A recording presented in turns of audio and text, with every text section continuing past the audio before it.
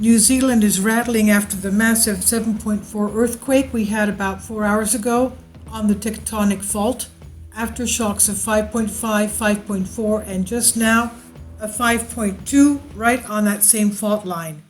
And they seem to be, well, in the same area. I'm not going to say that they're meandering. It's basically on the same area of the Kermadec Ridge. And we'll take a look at the maps together. But the 7.4, we will see that definitely shook not only the North Island, but it also shook the South Island of New Zealand. It shook Auckland, and Auckland is on the North Island. Wellington is on the south of the North Island. And I believe that it could be that Australia even felt it on Sydney, Brisbane, on the East Coast. Let's take a look at the map. As we know, this is also the Taupo volcano of the North Island of New Zealand, is one of the 20 supervolcanoes of the Earth. Berkeley, and this is our fault line right there, Tonga Trench, and we even had earthquakes here as well today, just about the same time. This was before the 7.4. This was about, what was it? It's about an hour before the 7.4. We had the 5.1 north of that, basically on the same area, the same fault line. And, okay, this is it right here. Let's go to our, that's a shake map of the 5.4. And let's go to our, what's happening to the, okay, there we go. Let's go back to this, the 7.4, so you can see the shaking of this. Only 39 people reported, but I think obviously a lot more have felt it. We're going to go to the shake map intensity and the contours and put in the faults, tectonic plates. It's right on the tectonic plate, as you can see. And let's go out a little bit so you can see the map. Unfortunately, USGS stops at that block. But if you extrapolate the vibrations, it not only takes in the North Island, it also takes in the South Island of New Zealand. Let's go to the aerial map now. This is it right here. Okay. You can see the intensity. If you extrapolate the intensity, obviously it will have felt this whole area must have been affected. If not, Brisbane and Sydney on the east coast of Australia. This is the Australian plate. And this is a subduction zone right there, as we see.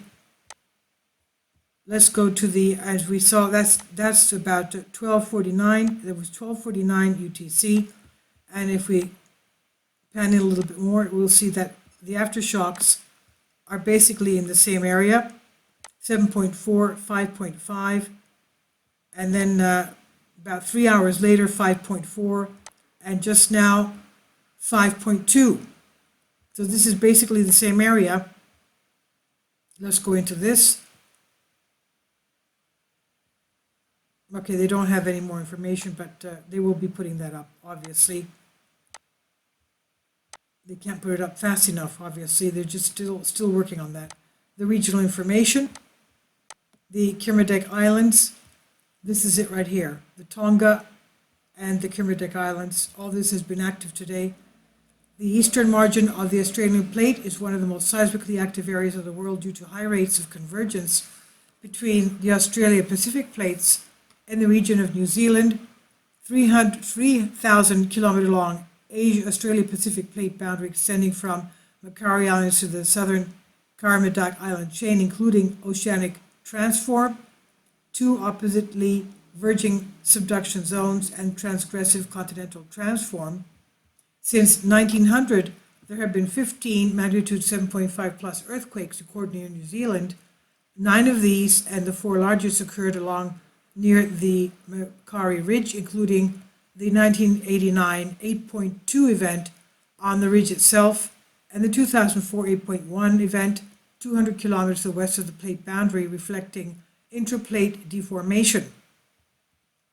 North of New Zealand, Australia-Pacific boundary stretches east of Tonga. This is where we've had all this going on. Taupo volcano, one of the supervolcanoes of the world, The most active rhyolitic volcano of the Taupo volcanic zone is a large, roughly 35-kilometer wide caldera with poorly defined margins. It's the type of example of inverse volcano that slopes inward towards the most recent vent location, the Taupo caldera. It erupted about 22,600 years ago, as we said here, before the present, largely formed as a result of the voluminous eruption of the Nui tephra. It's the largest known eruption at Taupo, producing 1,170 cubic kilometers of tephra. The eruption was preceded during the late Pleistocene by the eruption of the large number of rhyolitic lava domes north of Lake Taupo. So this is the area that we're talking about, and we have to see if these are the aftershocks of the main 7.4, or if there's going to be more activity on this, because we know that earthquakes beget earthquakes, and this is where we have our Taupo volcanoes right here, and we also have the White Island volcano that erupted December 9th of 2019.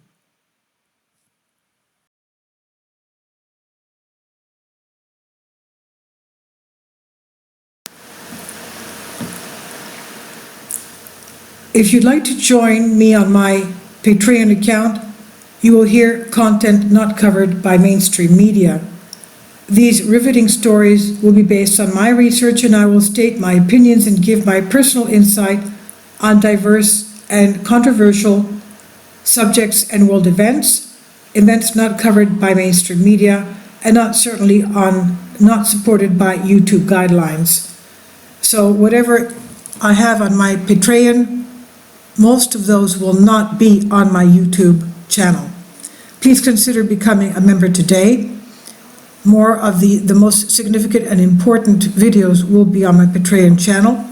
Your support helps me to continue my research and keeps this YouTube channel alive. And we depend on your support, your generous charity, because we help economically challenged families here in Athens, Greece, in Kapota, and we also help the young generation with university tuition and the community around our church. Thank you.